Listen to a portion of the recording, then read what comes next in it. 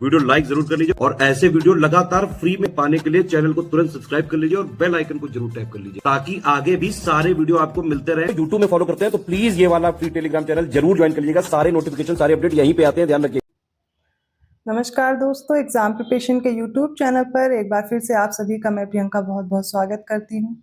RO री exam के लिए हम लोग टेस्ट सीरीज सॉल्व कर रहे हैं जो कि डेली रात को 9 बजे आ रही है। उसी को फोकस करते हुए हम लोग आगे की क्लास कंटिन्यू कर रहे हैं। अगर आप न्यू हैं चैनल पर, ये क्लास डेली आप रात को 9 बजे देख सकते हैं, जिसमें आरओ का री एग्ज़ाम हो या यूपी पीसीएस हो, आप दोनों को टारगेट करते हुए यहाँ पर क्लास कर सकते हैं।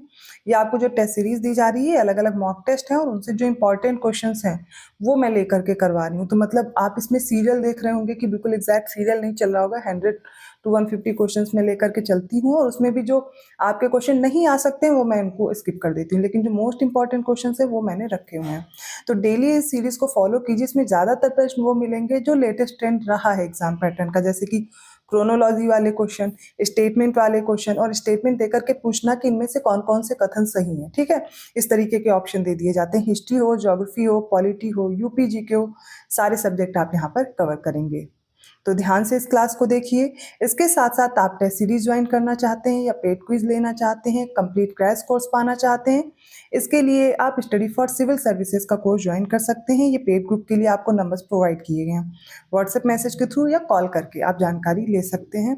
कोशिश कीजिए अभी जो आप पढ़ रहे हैं उसको रिवाइज कीजिए, साथ में अच्छे से प्रैक्टिस कीजिए। प्रैक्टिस के लिए आपको टेस्ट सीरीज अवेलेबल कराई जा रही है, जो कि आपको पता है जो अभी लेटेस्ट ट्रेंड रहा है यूपीपीएससी का और बदलता जा रहा है, तो उसके अकॉर्डिंग आप खुद को तैयार कीजिए। आप वही पैटर्न फॉलो कीजिए, ना कि आप अलग से ऐसा कंटेंट पढ़ रहे हो जो आपके एग्जाम के लिए इंपॉर्टेंट भी ना हो और आपका टाइम वेस्ट हो जाए। ठीक है, तो आपको अब इतना पता होगा, आप एग्जाम देते हुए इतना समझ गए होंगे कि आपको कैसा ट्रेंड और पैटर्न रहा है और कैसे आपको कंटेंट अपना चूज करना है। ठीक है, इसके अलावा मैं जानकारी देना चाहूँगी, अगर आप कोर्स लेना चाहते हैं स्टडी फॉर सिविल सर्विसेज का तो ऐप डाउनलोड कर लीजिए। ऐप से आपको कोर्स मिल जाएगा जिससे आप आसानी से परचेज कर पाएंगे और ज्ञान सर कूपन कोड अप्लाई करेंगे तो डिस्काउंट भी मिल जाएगा। जरूरी नहीं है आप कोर्स ही परचेज कर रहे हैं तभी आप तैयारी कर सकते हैं। अगर आप सेल्फ स्टडी कर रहे हैं तो टेस्ट सीरीज ले लीजिए या फिर जो यूट्यूब पे स्टडी फॉर सिविल सर्विसेज का चैनल है उसे फॉलो करते रहिए, वहाँ पर आपको टेस्ट सीरीज प्रोवाइड की जा रही है। ठीक है, तो दोनों आपके पास ऑप्शन अवेलेबल हैं, आप जैसे भी मेहनत कर सकते हैं उस तरह तैयार कीजिए। इस चैनल पर आपको जीएस के जो इंपॉर्टेंट कंटेंट है जैसे कि टॉपिक वाइज है वो दोपहर 1 बजे आता है और रात को 9 बजे प्रैक्टिस कराई जा रही है। ठीक है, तो ये प्रैक्टिस की क्लास में कंटिन्यू कर रही हूँ। आप डेली ऐसे ही क्वेश्चन देख सकते हैं जो मोस्ट इंपॉर्टेंट है और रेगुलर अगर आप इसको फॉलो कर रहे हैं ना, रिवाइज कर लेंगे डेफिनेटली, जैसे कि अभी पीसीएस के पेपर में भी क्वेश्चन थे और ऐसे आगे भी मिलेंगे आपको। ठीक, चलिए स्टार्ट करते हैं क्लास। तो फर्स्ट क्वेश्चन देखिए, सबसे पहले निम्नलिखित में से कौन से अभिलेख पाल राजवंश से संबंधित हैं? पहला है खालिमपुर अभिलेख, सेकंड है नालंदा अभिलेख, थर्ड है भागलपुर अभिलेख और फोर्थ है कमौली अभिलेख और फिफ्थ है बसही अभिलेख। ये आपको अभिलेख दिए गए हैं और बताना है किस ये पाल राजवंश से इसमें से कौन से संबंधित हैं। ऑप्शंस आपके सामने हैं, मैं ऑप्शन नहीं रीड करूंगी क्योंकि उसमें बहुत ज़्यादा टाइम वेस्ट हो जाएगा। ठीक है, ऑप्शन आपको खुद देखना है। तो देखिए इसका राइट आंसर क्या होगा। इसमें से जो खालिमपुर अभिलेख है, नालंदा अभिलेख है और भागलपुर अभिलेख है, तीनों के तीनों पाल राजवंश से संबंधित हैं। पाल राजवंश से बात की जाए तो कौन कौन से हो गए, फिर से याद कीजिए, खालिमपुर अभिलेख, नालंदा और भागलपुर अभिलेख, तीनों पाल राजवंश से। अब जो कमौली अभिलेख है इसके साथ साथ बसही अभिलेख और राहन अभिलेख, कमौली अभिलेख, बसही अभिलेख और राहन अभिलेख ये गहड़वाल गोविंद चंद्र से संबंधित है। ठीक है, और बनारस शिलालेख एक और है, उसको भी याद कर लीजिए, वो है चेदी कर्ण से रिलेटेड। तो अब नहीं भूलिएगा, पाल राजवंश से खालिमपुर, नालंदा, भागलपुर अभिलेख संबंधित है। ऑप्शन करेक्ट हो जाएगा ए। सेकंड क्वेश्चन है, निम्नलिखित का सही मिलान करें। एक तरफ साम्राज्य है, दूसरी तरफ दक्षिण भारत के राजा हैं। अवमुक्त, पालक, कसस्थलपुर, माफ कीजिएगा, कांची। दक्षिण भारत के राजा में नीलराज हैं, धनंजय हैं, उग्रसेन है और विष्णुगुप्त हैं। इनको आपस में मैच करेंगे। ठीक है, तो चलिए देखते हैं, ऑप्शंस आपके सामने हैं, इसके अनुसार हम मैच करना शुरू करेंगे। अगर आपको कोई एक भी पता है तो उससे शुरुआत किया कीजिए। जैसे कि आपको पल्लव वंश का विष्णुगुप्त आपको पता होगा, विष्णुगुप्त पल्लव वंश से संबंधित थे। ठीक है, इनका साम्राज्य ये कांची, तो कांची का 4 हो गया। डी का 4 आपको 2 ऑप्शन में दिया है तो 2 ऑप्शन आप हटा सकते हैं। ठीक है, 2 ऑप्शन आपके हट गए। अब 2 बचे हैं, इसके अलावा आप देख सकते हैं। अवमुक्त की बात करें तो नीला संबंधित हैं, पालक से उग्रसेन हो जाएंगे, कशस्थलपुर से धनंजय। ठीक है, तो राइट आंसर क्या हो जाएगा यहाँ पर? ऑप्शन ए करेक्ट है, 1 3 2 4। थर्ड क्वेश्चन देखिए, निम्नलिखित का सही मिलान करें। एक तरफ दर्शन है, दूसरी तरफ उनके प्रवर्तक हैं। मोस्ट इंपॉर्टेंट क्वेश्चन है, स्टार लगा लीजिए। कई बार प्रश्न ये पूछा जा सकता है, आगे भी संभावना यहाँ से प्रश्न आएगा। ठीक है, तो ध्यान रखिए। वैशेषिक दर्शन है, सांख्य दर्शन है, मीमांसा दर्शन है और वेदांत दर्शन है। कभी मैच करने को भी आ सकता है, तो कभी स्टेटमेंट बन सकते हैं। अब प्रवर्तक में महर्षि कणाद है, महर्षि व्यास है, महर्षि जैमिनी है और महर्षि कपिल हैं। अब इनको हम लोग मैच करेंगे। ऑप्शन देखिए आपके सामने है, सिंपल क्वेश्चन है, कई बार पूछा गया, तो अब तक आपको ये रटा होना चाहिए। अगर नहीं याद है तो गलत बात है, इसको आप याद रखिए। सबसे पहले बात करते हैं महर्षि गौतम की। ये तो आपको पता होगा, महर्षि गौतम किससे रिलेटेड हैं? ये न्याय दर्शन से। तो न्याय दर्शन याद हो गया। वैशेषिक दर्शन की अब बात करें तो इससे रिलेटेड है महर्षि कणाद। वैशेषिक दर्शन इसमें दिया गया है, तो ये देखिए वैशेषिक दर्शन हो गया महर्षि कणाद। सांख्य दर्शन से रिलेटेड है महर्षि कपिल। ठीक है, मीमांसा दर्शन से रिलेटेड है महर्षि जैमिनी। वेदांत दर्शन से रिलेटेड है महर्षि व्यास। योग दर्शन महर्षि पतंजलि, जो कि इसमें दिया नहीं गया था, वो मैंने बता दिया है। और मीमांसा तो पूछा ही गया था। वेदांत दर्शन महर्षि व्यास। तो एक बार फिर से याद कीजिए, न्याय दर्शन महर्षि गौतम, वैशेषिक दर्शन महर्षि कणाद, सांख्य दर्शन महर्षि कपिल, योग दर्शन महर्षि पतंजलि, मीमांसा दर्शन महर्षि जैमिनी और वेदांत के लिए महर्षि व्यास। आपको याद रखना है, कोई भी ट्रिक बना के याद करिए, कैसे भी इसको याद रखना है। यहाँ करेक्ट आंसर हो जाएगा 1 4 3 2। राइट आंसर है ऑप्शन डी। फोर्थ क्वेश्चन देखिए, निम्नलिखित का मिलान करना है। एक तरफ धर्मशास्त्र है, दूसरी तरफ उनके लेखक हैं। धर्मशास्त्र में कृत्य कल्पतरु है, चतुर्वर्ग चिंतामणि है, पार्वती परिणय है और प्रताप रुद्र कल्याण है। लेखक में हेमाद्रि पंडित हैं, बाणभट्ट हैं, भट्ट लक्ष्मीधर हैं और विद्यानाथ हैं। तो इनको आपस में मैच करेंगे। देखिए क्वेश्चंस इस टाइप के मैंने पहले भी कराए हुए हैं, फुल लेंथ मॉक टेस्ट भी कराए हुए हैं, लेकिन मैं इस तरीके से अब करा रही हूँ जिससे आप एक एक क्वेश्चन पे फोकस करके करते चलें। ये क्वेश्चंस आपके एग्जाम में पूछे जा सकते हैं, या इन टॉपिक से रिलेटेड कोई फैक्ट है तो वो अब आपका नहीं छूटना चाहिए। तो सारे क्वेश्चन ध्यान से देखिए, और ये जितने भी वीडियोस चल रहे हैं आरओ के लिए, सारे क्वेश्चन आप ढंग से कर लीजिए, आपका काफी कंटेंट प्रिपेयर हो जाएगा इसी से। तो कृत्य कल्प तरु को हम मैच करेंगे भट्ट लक्ष्मीधर से। ठीक है, चतुर्वर्ग चिंतामणि, इनको हम मैच करेंगे, इसको मैच करेंगे हेमाद्रि पंडित या ये हेमाद्रि पंडित या हेमाड पंथ है, हेमाड पंथ। ठीक है, पार्वती परिणय बाणभट्ट, पार्वती परिणय ये बाणभट्ट की है। प्रताप रुद्र कल्याण ये विद्यानाथ। ठीक है, इनको मैच कर देंगे, बचे हुए थे। तो अब राइट आंसर क्या हो जाएगा इसका? Option C, 3 1 2 4। जिनको हिंदी में प्रॉब्लम है, देखिए इंग्लिश में भी दिया हुआ, आप यहाँ से देख सकते हैं। तो निम्नलिखित गुर्जर प्रतिहार शासक जो हैं, इनको क्रोनोलॉजी में लगाना है। तो आ गया ना क्रोनोलॉजी वाले क्वेश्चन, और हर बार पूछा भी जा रहा है। तो इसमें रामभद्र हैं, वत्सराज है, देवपाल है और महिपाल है, इनको हम लोग देखेंगे और क्रोनोलॉजी में लगाएंगे। तो सबसे पहले रामभद्र का जो समय है वो है 833 से 836 ईस्वी। ठीक है, अब आ जाते हैं वत्सराज। तो वत्सराज का समय 775 से 800 ईस्वी, 800 AD। ठीक है, देवपाल की बात करें तो देवपाल का टाइम है 948 to 949 AD। महिपाल की बात करें तो महिपाल का समय है 912 to 944। अब इनको अरेंज करते हैं। तो इसमें सबसे पहले वत्सराज है, मतलब सेकंड ऑप्शन जिसमें भी पहले है। वत्सराज के बाद रामभद्र हैं, फिर महिपाल हैं और उसके बाद देवपाल हैं। करेक्ट आंसर क्या होगा? Option B, 2 1 4 3। सिक्स्थ क्वेश्चन देखिए, कुछ स्टेटमेंट हैं, करेक्ट आपको ऑप्शन चूज करना होगा। तो आपको यहाँ पर तीनों जो बैटल्स हैं पानीपत की तैयार करवाई हुई हैं, नहीं तैयार है तो देख लीजिए अब इसमें। तो जो बैटल्स हैं पानीपत की, उनके बारे में दिए गए हैं स्टेटमेंट। सबसे पहला स्टेटमेंट है, जो फर्स्ट बैटल है पानीपत की, वो बाबर और इब्राहिम लोदी के बीच हुई थी 1526 में। ठीक है, पहला स्टेटमेंट है, बिल्कुल करेक्ट दिया गया है। सेकंड है, जो सेकंड पानीपत की बैटल हुई वो हुई थी अकबर और हेमू की सेना के बीच में 1556 में, ये भी करेक्ट है। थर्ड है, जो थर्ड बैटल हुई थी पानीपत की, वो अहमद शाह अब्दाली और मराठों के बीच हुई थी 1761 में, ये भी करेक्ट है। तो ऑप्शन क्या चूज करेंगे? सी, मतलब तीनों स्टेटमेंट करेक्ट दिए गए हैं। सेवंथ क्वेश्चन देखिए, सही विकल्प चुनना है। पहला स्टेटमेंट है, तुका रोई की जो लड़ाई है वो 3 मार्च 1575 को अकबर और बंगाल बिहार की जो सल्तनत थी इनके बीच लड़ी गई थी। सेकंड है धर्मतपुर का जो युद्ध था ये औरंगजेब और महाराजा जसवंत सिंह के बीच में 15 अप्रैल 1658 को हुआ था। कौन सा स्टेटमेंट करेक्ट है? यहाँ राइट आंसर होगा ऑप्शन सी, तुकोरोई की लड़ाई। ये भी याद रखनी, 3 मार्च 1575 अकबर और बंगाल और बिहार की सल्तनत के बीच। सेकंड है धर्मतपुर का युद्ध, तो औरंगजेब के बीच हुआ था और महाराजा जसवंत सिंह के बीच में। कब? तो 1658 में 15 अप्रैल। ठीक है, करेक्ट है दोनों ऑप्शन। अब नेक्स्ट है 8th क्वेश्चन, निम्नलिखित को क्रोनोलॉजी में लगाइए। सबसे पहले भारत में तंबाकू पुर्तगालियों द्वारा जब लाई गई, फिर औरंगजेब का दिल्ली में प्रथम राज्याभिषेक हुआ, बाबर फरगना की गद्दी पर बैठा और चुनार किले पर हुमायूं का प्रथम आक्रमण। देखिए यहाँ पर आपको डेट नहीं भी याद होती तो भी आप इसको सॉल्व कर सकते हैं, जरूरी नहीं हर क्वेश्चन में आपको डेट तैयार हो। कैसे सॉल्व करेंगे तो समझिए, यहाँ पर जो भी चीजें बताई गई हैं, तंबाकू जब पुर्तगालियों द्वारा लाई गई तो पुर्तगाली कब आए थे? 1498 के आसपास। ठीक है, और लाए कब होंगे तंबाकू तो उसके बाद का विवरण है। ठीक है, तो काफी समय बाद। फिर औरंगजेब की बात की जाए, औरंगजेब और बाबर में से तो बाबर पहले था या औरंगजेब था? खुद समझ में आ गया होगा, है ना? तो बाबर पहले हो जाएगा उससे। फिर बात करते हैं हुमायूं, तो हुमायूं के बाद कौन? बाबर के बाद फिर होगा ना हुमायूं, और हुमायूं के बाद औरंगजेब होगा। तो इस तरीके से भी आप थोड़ा दिमाग लगा के इन चीजों को सॉल्व कर सकते हैं। चलिए अब मैं डेट बता देती हूँ।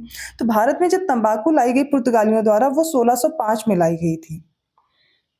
अब जब औरंगजेब का दिल्ली में जब पहला राज्याभिषेक हुआ वो समय था 31 जुलाई 1658। ठीक है, अब देखिए फिर बाबर फरगना की गद्दी पर कब बैठा? तो यहाँ पर 1495 है। ठीक है, चुनार किले पर हुमायूं का पहला आक्रमण कब हुआ? तो 1532। अब हम इसको अरेंज करेंगे। ठीक है, कैसे? तो देखिए सबसे पहले थर्ड बाबर फरगना की गद्दी पर बैठेगा, उसके बाद हुमायूं आएगा ना, तो हुमायूं क्या हो जाएगा? चुनार के किले पर हुमायूं का प्रथम आक्रमण। ये आपको देखिए, और किसी भी ऑप्शन में ऐसा 3-4 दिया ही नहीं गया था। आप 2 ऑप्शन ढूंढ लेते, बाकी का आपको मिल ही जाता। ऑप्शन सी करेक्ट है। इसके बाद तंबाकू वाला और औरंगजेब वाला। कंफ्यूजन तब होती कि पहले पुर्तगाली तंबाकू लाया औरंगजेब का, लेकिन यहाँ पर ऑप्शन में कंफ्यूजन था ही नहीं। ऑप्शन सी करेक्ट होगा। 9th क्वेश्चन देखिए, निम्नलिखित में से किस वंश का शासनकाल सबसे लंबा रहा है? तो अब यहाँ पर आपको जानते हो क्या ध्यान रखना है, दिल्ली सल्तनत जितना भी जो शासनकाल है उनका टाइम पीरियड याद होना चाहिए। मान लो क्रोनोलॉजी में लगाने को आ जाए कोई शासक, तब क्या करेंगे? तो गुलाम वंश का शासनकाल है, खिलजी का है, लोधी का और तुगलक का है। ठीक है, इसमें वैसे सबसे लंबा समय मैं बता दे रही हूँ, आंसर क्या है? तुगलक का है। ठीक है, ऑप्शन डी करेक्ट है, लेकिन सबका समय भी तो याद होना चाहिए। तो गुलाम वंश जो ये स्लेव डायनेस्टी थी ये 1206 से 1290 तक रहती है। ठीक है, 1206 से 1290। ये जो खिलजी वंश है 1290 के बाद आता है तो 1320 तक रहता है, 1290 से 1320 तक। ठीक है, अब इसके बाद देखिए लोधी वंश आता है। लोधी वंश 1451 से आ जाता है 1451 टू 1526। ठीक है, इब्राहिम लोधी को ही तो फर्स्ट पानीपत की बैटल अभी आपने पढ़ी, इब्राहिम लोधी को हराकर बाबर जो है मुगल वंश की स्थापना करता है। ठीक है, अब जो तुगलक डायनेस्टी है ना ये इससे पहले की है। तो तुगलक डायनेस्टी खिलजी के बाद आई थी 1320 से 1414 तक। तैयार हुआ? तो अब आपको यहाँ पर इसको क्रोनोलॉजी में भी लगाना आ जाएगा और इसके साथ टाइम पीरियड भी देख लीजिए सबसे ज्यादा किसका है, तो वो हो जाएगा ऑप्शन डी तुगलक वंश। ऐसे भी रट लीजिए, नहीं डेट याद हो पा रही पर याद रखना जरूरी है। ठीक है, अगला क्वेश्चन देख लिया जाए। चलिए 10th क्वेश्चन है, निम्नलिखित में से कौन सा विभाग फिरोज शाह तुगलक द्वारा नहीं बनवाया गया था?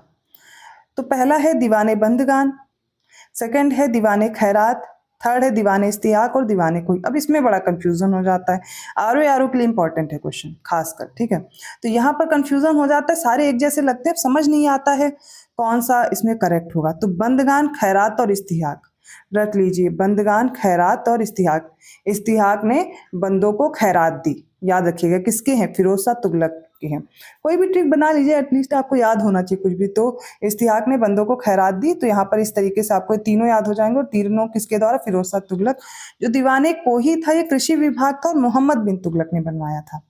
ठीक है, याद रहेगा आपसे, दीवाने कोही मोहम्मद बिन तुगलक और इस्तियाक खैरात और बंदगान फिरोज शाह तुगलक।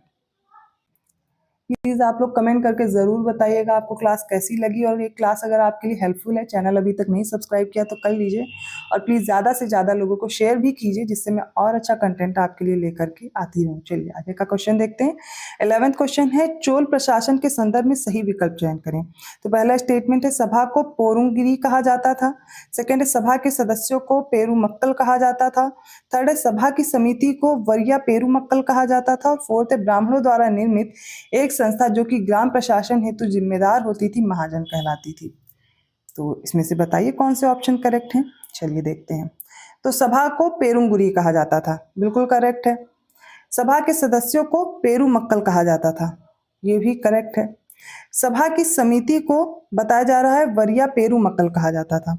अब यहाँ पर गलत हो जाएगा, जो सभा की समिति थी इसे बोलते थे वारियम। क्या बोलते थे? वारियम। अब इस वारियम के जो सदस्य होते थे उनको वारिया पेरुमक्कल कहते थे। तो ये स्टेटमेंट हो गया इनकरेक्ट। ब्राह्मणों द्वारा निर्मित एक संस्था थी जो कि ग्राम प्रशासन हेतु जिम्मेदार होती थी, इसको महाजन कहते थे। तो चोल प्रशासन के बारे में ऑप्शन करेक्ट हो जाएंगे सी। पहला, दूसरा और चौथा यहाँ पर स्टेटमेंट करेक्ट है, ऑप्शन सी राइट होगा। 12th क्वेश्चन आ गए हैं। 12th क्वेश्चन पे पहला स्टेटमेंट है, इलाहाबाद स्तंभ अभिलेख में समुद्रगुप्त को धर्म प्रचार बंधु कहा गया है। सेकंड है, समुद्रगुप्त के समकालीन श्रीलंका के अनुराधापुर साम्राज्य के राजा मेघवर्ण थे। थर्ड है, समुद्रगुप्त के सिक्कों पर वीणा का चित्रण किया गया है। फोर्थ है, नालंदा ताम्रपत्र अभिलेख में समुद्रगुप्त को परम भागवत कहा गया है। कौन से स्टेटमेंट इसमें से करेक्ट है? तो इलाहाबाद स्तंभ लेख किससे संबंधित है? समुद्रगुप्त से। इसमें इनको क्या कहा गया? धर्म प्रचार बंधु, बिल्कुल करेक्ट है। और समुद्रगुप्त के समकालीन थे श्रीलंका के अनुराधापुर साम्राज्य के राजा मेघवर्ण। समुद्रगुप्त के सिक्कों पर वीणा का चित्रण मिलता है, बिल्कुल सही है। और नालंदा ताम्रपत्र अभिलेख में समुद्रगुप्त को परम भागवत कहा गया है। करेक्ट क्या होगा? Option D. 13th क्वेश्चन देखिए, सही विकल्प चुनने हैं, अभिलेख से रिलेटेड ये भी है, ठीक है। तो पहला है स्टेटमेंट कि जूनागढ़ अभिलेख से पता चलता है कि स्कंदगुप्त ने पर्णदत्त को सौराष्ट्र प्रदेश का गोप्ता नियुक्त किया था। पहला स्टेटमेंट बिल्कुल सही दिया गया है। सेकंड स्टेटमेंट पे बढ़ते हैं। गुजरात के सौराष्ट्र में स्थित जूनागढ़ अभिलेख स्कंदगुप्त का सबसे महत्वपूर्ण और पहला अभिलेख है। तो गुजरात के सौराष्ट्र में स्थित है, बिल्कुल सही है। और स्कंदगुप्त का सबसे महत्वपूर्ण और पहला अभिलेख है जूनागढ़ अभिलेख। थर्ड है, स्कंदगुप्त का इंदौर ताम्रपत्र अभिलेख मध्य प्रदेश के जबलपुर में स्थित है। क्या ये सही है? ये जो स्कंदगुप्त का इंदौर ताम्रपत्र अभिलेख है ना, ये एमपी में नहीं है, ये यूपी के बुलंदशहर में है, इसलिए इनकरेक्ट है। यूपी का जो बुलंदशहर है यहाँ पर है, तो तीसरा इनकरेक्ट हो गया। चौथा स्टेटमेंट देखते हैं। स्कंदगुप्त के शासनकाल का जो अंतिम अभिलेख है, ये गढ़वा शिलालेख उत्तर प्रदेश के इलाहाबाद में स्थित है, बिल्कुल करेक्ट है। अब याद रहेगा ना, गढ़वा शिलालेख और इंदौर ताम्रपत्र अभिलेख यूपी में है, ठीक है, याद रहेगा। और जो गढ़वा शिलालेख है वो यूपी के इलाहाबाद में है, और जो बुलंदशहर में है यूपी का, वो इंदौर ताम्रपत्र अभिलेख है, ठीक है। यहाँ पर करेक्ट आंसर क्या चूज करेंगे? Option C 1, 2 and 4 are correct. 14th question है, निम्नलिखित में से सही विकल्प चुने। पहला स्टेटमेंट है, आहत सिक्कों का जो सबसे बड़ा भंडार है वो महाराष्ट्र के अमरावती से मिला है। सेकंड है, डेमेट्रियस भारत में इंडो ग्रीक राजा था और उसने अपने सिक्कों पर खुद को अजेय घोषित कराया था। थर्ड है, जाली सिक्के बनाने वाले को अर्थशास्त्र में कूट रूपक नाम दिया गया था। फोर्थ है, दक्षिण भारत में कदम्ब वंश के शासक ककुस्थ वर्मा ने सबसे पहले सोने के आहत सिक्के चलवाए थे। अब सही उत्तर देखना है हमें।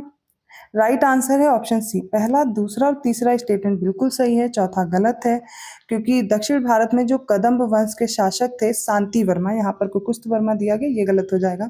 शांति वर्मा ने सबसे पहले सोने के आहत सिक्के चलवाए थे, ये याद रखिएगा। ऑप्शन सी करेक्ट है। 15th क्वेश्चन है, निम्नलिखित में से सही विकल्प चुने। पहला स्टेटमेंट है, चोल शासक राजराज प्रथम के सिक्कों पर मुरलीधर की आकृति मिलती है।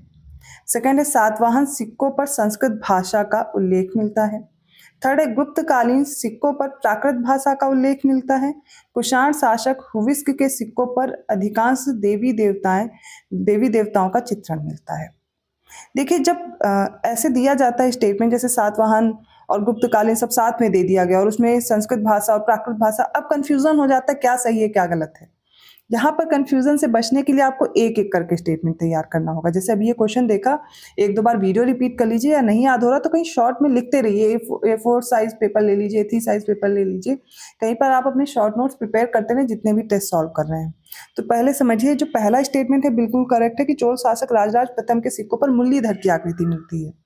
लेकिन ये जो सातवाहन सिक्के हैं या मुद्रा हैं, इन पर संस्कृत भाषा का नहीं, इन पर प्राकृत भाषा का उल्लेख है। बस यहीं पे देखिए ये गलत हो गया ना।